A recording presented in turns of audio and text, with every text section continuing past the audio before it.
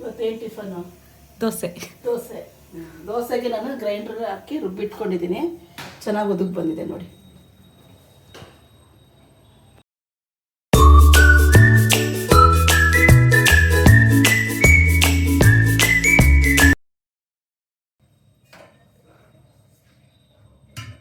ಏನಮ್ಮ? ನೀರು ತೊಗೊಂಡಿದ್ದೀನಿ. ಏನಕ್ಕಮ್ಮ? ಏನಕ್ಕೆ ಅಂತ ಹೇಳ್ತೀನಿ. ದೋಸೆ ಕಾಂಬಿನೇಷನ್ ಟೊಮೆಟೊ ಗೊಜ್ಜು ಮಾಡ್ತಾಯಿದ್ದೆ. ಅಂದರೆ ಟೊಮೆಟೊ ಗೊಜ್ಜು ಅಂದರೆ ಗೊಜ್ಜಲ್ಲ, ಇದನ್ನು ತೋರಿಸ್ತೀನಿ ಯಾವ ಥರ ಮಾಡೋದು ಅಂತ. ಈ ಕಾಂಬಿನೇಷನ್ನು ನಮ್ಮ ತಂದೆ ಮಾಡ್ತಾಯಿದ್ರು. ನಮ್ಮ ಮನೇಲಿ ಯಾವಾಗ ದೋಸೆ ಇಡ್ಲಿ ಮಾಡುವಾಗ ಮಾಡ್ತಾಯಿದ್ರು ಇದು. ಅದನ್ನೇ ನಮಗೆಲ್ಲ ತುಂಬ ಇಷ್ಟ ಈ ಥರ ಗೊಜ್ಜು. ಚಪಾತಿಗೆ ಮತ್ತು ಇಡ್ಲಿಗೆ ಎರಡಕ್ಕೂ ಕಾಂಬಿನೇಷನ್ ಚೆನ್ನಾಗಿರುತ್ತೆ. ಅದನ್ನು ಟೊಮೆಟೊ ತೊಗೊಂಡಿದ್ದೀನಿ, ಒಂದು 6 ತೊಗೊಂಡಿದ್ದೀನಿ. ಯಾಕಂದರೆ ಇದು ಗೊಜ್ಜಾಗಿರೋದ್ರಿಂದ ಒಂದು 6 ಟೊಮೆಟೊ ತೊಗೋಬೇಕು. ಇದಕ್ಕೊಂದು ಸ್ವಲ್ಪ ಕೊತ್ತಂಬರಿ ಸೊಪ್ಪು, ಖಾರಕ್ಕೆ ಎಷ್ಟು ಬೇಕೋ ಅಷ್ಟು ಹಸಿರುಮೆಣ್ಸಿನ್ಕಾಯಿ. ಹಸಿರುಮೆಣ್ಸಿನ್ಕಾಯಿ ಬೇಡ ಅಂದರೆ ಒಣಮೆಣ್ಸಿನ್ಕಾಯಿನೂ ಹಾಕೋಬೋದು. ಹಸಿರುಮೆಣ್ಸಿನ್ಕಾಯಿ ಹಾಕ್ತಾಯಿದ್ದೀನಿ. ಮತ್ತು ಇದಕ್ಕೆ ಒಂದು ಗೆಡ್ಡೆ ಬೆಳ್ಳುಳ್ಳಿ ತೊಗೊಂಡಿದ್ದೀನಿ.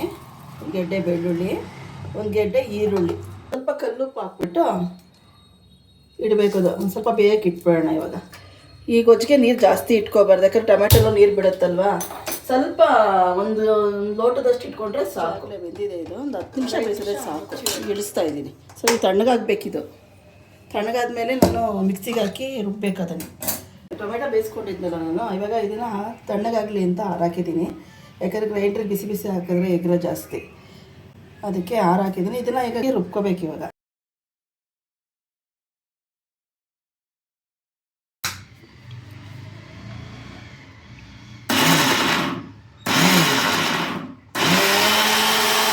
ಈ ಥರ ಇರಬೇಕು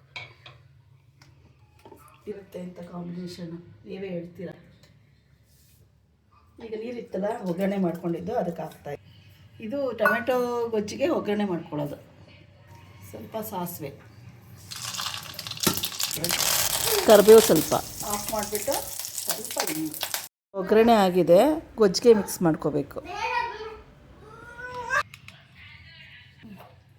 ಈಗ ರುಬ್ಬೆಲ್ಲ ಆಯಿತು, ನಾನು ಮಿಕ್ಸ್ ಮಾಡ್ಕೊಳ್ತಾ ಇದ್ದೀನಿ. ಇವಾಗ ನೋಡಿ, ಈ ಥರ ನಿಮಗೆ ತುಂಬ ಗಟ್ಟಿ ಬೇಕು ಅಂದರೆ ಗಟ್ಟಿ ಮಾಡ್ಕೊಳ್ಳಿ, ಸಾಕು. ಇದೊಂದು ಕುದಿ ಬಂದಮೇಲೆ ಆಫ್ ಮಾಡ್ತೀನಿ. ದೋಸೆಗೆ ಇಡ್ಲಿಗೆ ತುಂಬ ಚೆನ್ನಾಗಿರುತ್ತೆ, ಮಾಡಿ ನೋಡ್ರಿ. ಆಮೇಲೆ ನಾವು ಎಲ್ಲ ಥರ ಕಾಂಬಿನೇಷನ್ ಮಾಡ್ತೀನಿ. ಆಲೂಗಡ್ಡೆ ಸಾಗು, ತರಕಾರಿ ಸಾಗು ಮತ್ತು ಆಲೂಗಡ್ಡೆ ಪಲ್ಯ ಎಲ್ಲನೂ ಮಾಡ್ತೀನಿ. ಅಂದರೆ ಈ ಟೇಸ್ಟು ಅದೆಲ್ಲ ಬರಲ್ಲ ನನಗೆ. ನನಗೆ ತುಂಬ ಇಷ್ಟ. ನಮ್ಮ ತಂದೆ ಮನೆಯಲ್ಲಿ ನಮ್ಮ ಫ್ಯಾಮಿಲಿ ಎಲ್ಲ ಮಾಡ್ತಾರೆ ಈ ಥರ ಗೊಜ್ಜು. ಅಷ್ಟು ಚೆನ್ನಾಗಿರುತ್ತೆ. ಮಾಡಿ ಒಂಥರ ಟೇಸ್ಟ್ ನೋಡಿ.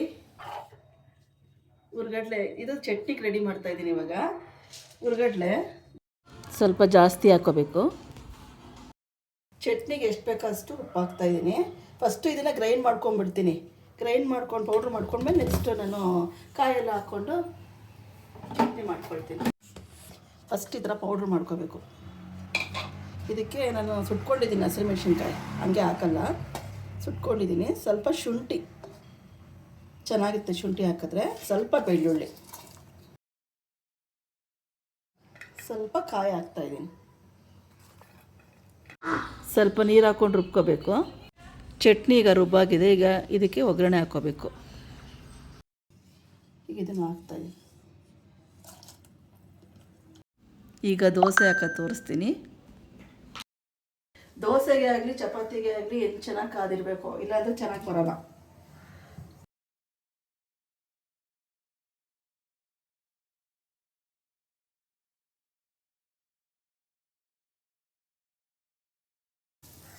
ಈ ಥರ ದೋಸೆ ಬರಬೇಕಂದ್ರೆ ಏನೇನು ಇಂಗ್ರೀಡಿಯೆಂಟ್ಸ್ ಹಾಕ್ಬೇಕಮ್ಮ? ಈ ಥರ ದೋಸೆ ಬರಬೇಕು ಅಂದರೆ ನೆಕ್ಸ್ಟ್ ವಿಡಿಯೋದಲ್ಲಿ ನಾನು ಶೇರ್ ಮಾಡ್ತೀನಿ. ದೋಸೆ ರುಬ್ಬುವಾಗ ಏನೇನು ಹಾಕ್ಕೋಬೇಕು ಅಂತ, ಮತ್ತು ಇಡ್ಲಿ ಮಾಡುವಾಗ ಏನೇನು ಹಾಕ್ಕೋಬೇಕು, ಎಷ್ಟೆಷ್ಟು ಹಾಕ್ಕೋಬೇಕು ಅಂತ ನಾನು ತೋರಿಸ್ತೀನಿ.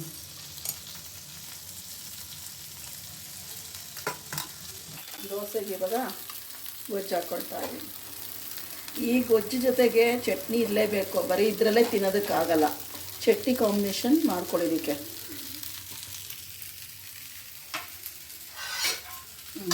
ದೋಸೆ ಫ್ರೈ ಆಯಿತು.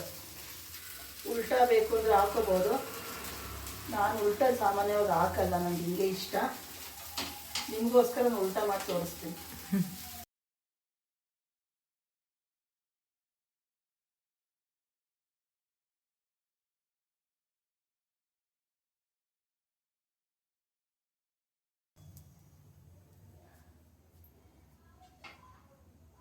ಒಂದು ದೋಸೆ ಹಾಕೋದು ತೋರಿಸ್ತೀನಿ.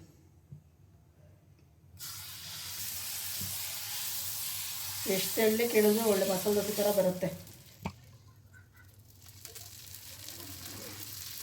ನೋಡಿ ಈ ಥರ ದೋಸೆ ನನ್ನ ಮಗಂಗೆ ಇಷ್ಟ. ಈ ಥರನೇ ಮಾಡಿಕೊಡ್ಬೇಕು. ಅವ್ನು ಯಾರು ಮಾಡಿದ್ರು ಒಪ್ಪಲ್ಲ, ನಾನೇ ಮಾಡಿಕೊಡ್ಬೇಕು. ಹಿಂಗೆ ಇರಬೇಕು ಅವನಿಗೆ ದೋಸೆ. ತೆಳ್ಳಗೆ ಮಾಡಿದ್ರು ತಿನ್ನಲ್ಲ. ಆಮೇಲೆ ಸೆಟ್ ದೋಸೆ ಇಷ್ಟಪಡ್ತಾನೆ. ಅಂದರೆ ಈ ಥರ ನಾನು ಮಾಮೂಲಿ ದೋಸೆ ಮಾಡುವಾಗ ಈ ಥರ ಮಾಡಿಕೊಟ್ರೆ ತುಂಬ ಇಷ್ಟಪಟ್ಟು ತಿಂತಾನೆ. ನಮ್ಮ ಮನೇಲಿ ಒಬ್ರೊಬ್ರಿಗೂ ಒಂದೊಂದು ದೋಸೆ ಇಷ್ಟ. ಇವಳಿಗೆ ತೆಳ್ಳಗಿರಬೇಕು, ಅಶ್ವಿನಿಗೆ. ನನಗೆ ಹೆಂಗಿದ್ರು ನಡೆಯುತ್ತೆ, ನಾನು ಹೆಂಗಿದ್ರು ತಿಂತೀನಿ. ನನ್ನ ಮೊಮ್ಮಗಂಗೆ ಅವನಿಗೂ ಅಷ್ಟೇ ಮಸಾಲೆ ದೋಸೆ ಬೇಕು, ಅವನಿಗೂ ಇಷ್ಟ. ಈ ಥರ ಇರಬೇಕು ದೋಸೆ.